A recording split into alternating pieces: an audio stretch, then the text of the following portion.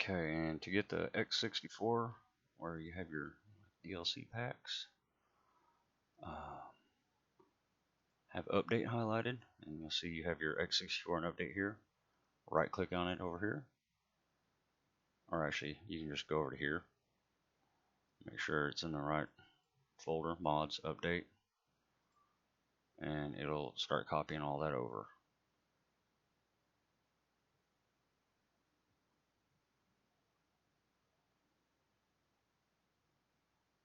And these are the only two things I copy over from vanilla to begin with. Any of the rest of these you might have to copy over at a future time. If the mod that you're installing, modifies files in those, you'll have to copy it into your mods folder. But when you click on it and are inside of it on this right side, it should show that red banner saying that, hey, you're not inside the mods folder, and it'll give you the button to copy it. You just go ahead and click that every time. And this will take a while because, yeah, it's downloading, it's copying all those DLC packs. Which, again, I'm not saying that it's all 100% necessary. I don't know. I do it. That's how I've done it. And I never have issues. Unless it's like a mod issue that someone didn't do right. But I download less of those now.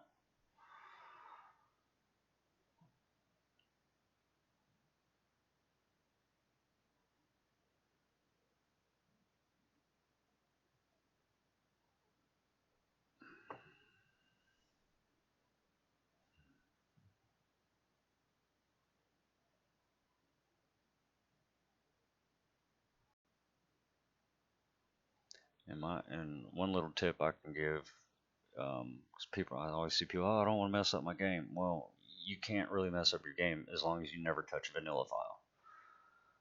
I will mod the ever-loving crap out of the files as long as they're up in my mods folder, because I don't care. Because if I mess something up, which I've done at the very beginning, I screwed so much stuff up. But you know what? I've learned a lot just by tinkering and playing with the files. Just put them in your mods folder, go to town with them, figure stuff out. The more you know, the easier it is to not have issues and stuff like that. Just don't be scared to tinker. I mean, there's nothing you can do that's not reversible on this game that I've found so far. And I've deleted all kinds of shit and tried to add stuff, figured out how to get it to add. I don't know if I've done it 100% right, but I get it done. Okay, vanilla files right here. You see how this little banner I'm talking about? Now here's your mods folder. Got everything that's in that update. There's your X64, your DLC packs. That's where I put my add-on vehicles and maps and whatnot, and stuff I'm building. So this is what you're always going to want to work in. Okay, now let's go ahead and get the essentials put in. These are I just pre-downloaded them just the other day on GTA5 mods, actually, except for one of them, but I'll show you. The link's here. Do read the readmes, but be aware a lot of them actually aren't written that great. Some of them actually don't even have the install instructions in the readme in the download, but they'll have it in the website like description.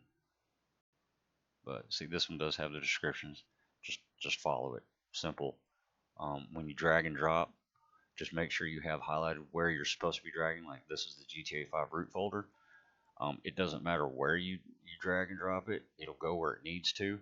Now, you don't need to do this dinput 8 like he says in here, because OpenIV installed dinput 8.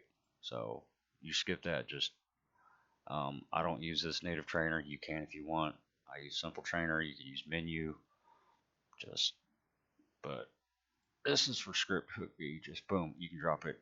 Top part, bottom, it doesn't matter. It'll go where it needs to go because it's all, at least how I have it set up, that's how it, it's right here. That's where it went. Script hook's installed. Boom, done. Easy. .net. README. I don't think their README has the instructions, but it's on their website, and this one actually you do have to get from right here. It's not on GTA 5 mods, so but it's just the DLL and the ASI. That's all. Select those two, drag them, drop them. Does not matter where you drop it on this right hand side. It'll go where it needs to go. Right there and right there. Okay. I just go ahead and install a game config because I know I'm gonna eventually need it. This one I'm just doing the vanilla one. GTA base means that there's no extra peds traffic. You can do whatever you want, but this one works for me. That's what I do. Come on, open. Okay, game config. This one is in the instructions, so if you don't know, always read their README. If it doesn't have it, look it up. But once you get used to it, you'll know where this stuff is at. Data, game config right here. See, I'm in the mods folder, update RPF, common data. Boom. There's the game config. And people tell you to back it up, do whatever. Well, that's the vanilla config. I don't care about it because I have another copy in the vanilla. This is just how I personally do it. Now, if you already have other mods that have messed with the game config, then you're going to want to do something different. Like back it up just in case something goes wrong. Just drag it and drop it to your desktop. It's XML, doesn't really matter. But boom, drag, drop. Does not matter. I'm up here, but you just need to be on this right side. Make sure you're in data. Boom, see, it changed to non-encrypted. There you go. That's done. Simple. Okay, while we're here, this is the DLC list XML that you will need to modify yourself whenever you download like an add-on vehicle or just an add-on mod like a MLO interior or something. You need to make sure you're in edit mode. It's a little highlighted blue. You right click on it, go to edit. When you do your edits, I'm a little OCD. I like everything looking the same. I don't like these hashes being backwards, but it doesn't seem to affect it.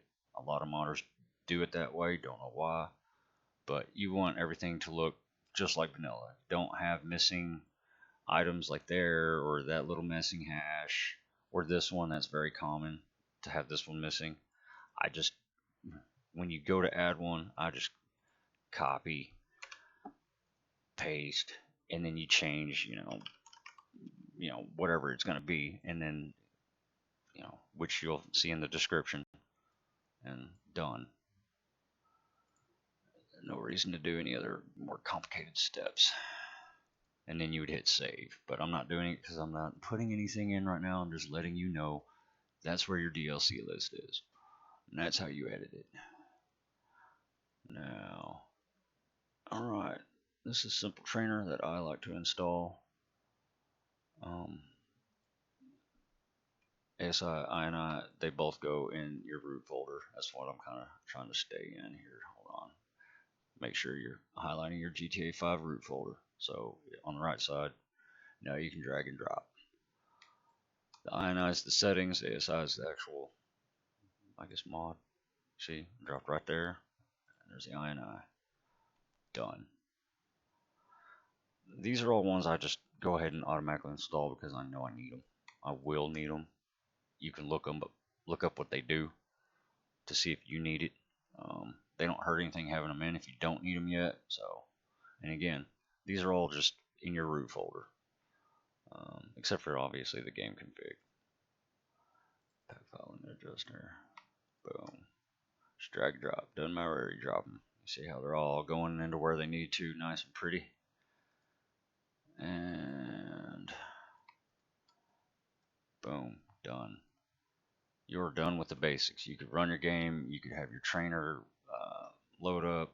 Actually, you know what? Let's go ahead and add a car in while I'm at it.